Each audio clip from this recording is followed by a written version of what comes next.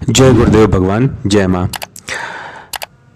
हमारी कुंडली में कुल 12 भाव होते हैं। हर भाव का विषय अलग होता है। किसी भाव से हम अपने शरीर को देखते हैं, किसी भाव से हम अपनी माता को, तो किसी भाव से अपने पिता को देखते हैं।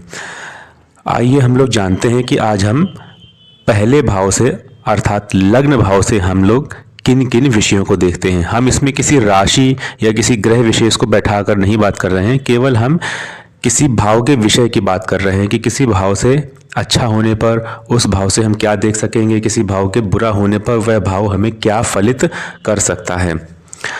जैसा कि आप लोग जानते हैं कि हमारी कुंडली में 12 भाव होते हैं, जिसमें से भावों की अगर हम गिनती चालू करें तो ये हमारा लग्न भाव होता है। ये जहाँ पर माउस कर्सर है इस वक्त, ये हमारा द्वितीय भाव है। ये तृतीय भाव होता है, ये चतुर्थ भाव, ये पंचम भाव, ये वाला हमारा षष्ठ भाव होता है। ये सप्तम भाव है, ये अष्टम भाव होता है, इसे नवम भाव कहते हैं। ये दशम भाव है, ये 11वां भाव होता है और ये हमारा 12वां भाव होता है। इस तरह से हमारी कुंडली में कुल 12 भाव होते हैं, जिसमें से हम लोग इस प्रथम भाव से क्या देखेंगे। यह प्रथम भाव का नाम हम लोग लग्न भाव भी कहते हैं। इस प्रथम भाव को हम लोग तन भाव भी कहते हैं। तन भाव से स्पष्ट है कि यह हमारा शरीर होता है।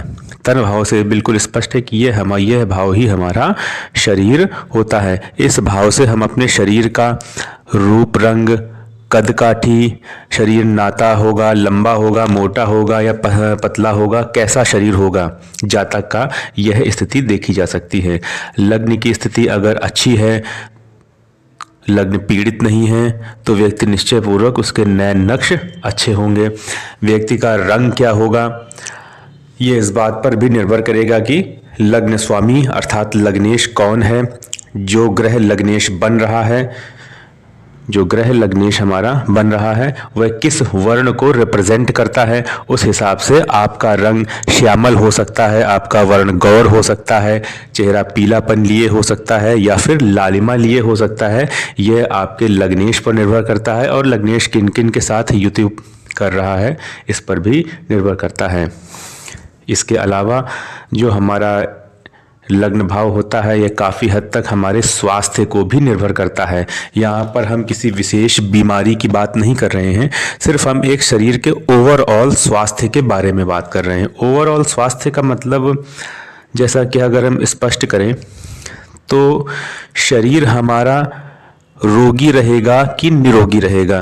कई लोग ऐसे होते हैं जो बहुत बीमार पड़ते हैं, एक बीमारी इसका इलाज कराया नहीं कि दूसरी बीमारी फिर से आ गई या तीसरी बीमारी फिर से आ गई। कुछ लोगों का जीवन काफ़ी हद तक स्वस्थ गुजरता है। तो ये हमारे लग्नेश की स्थिति पर भी निर्भर करेगा। लग्नेश अगर मजबूत होगा तो व्यक्ति का स्वास्थ्य ओवरऑल बहुत अच्छा रहेगा। लग्नेश अगर बहुत कमज़ोर होगा तो व्यक्ति जल्दी जल्दी बीमार पड़ सकता है।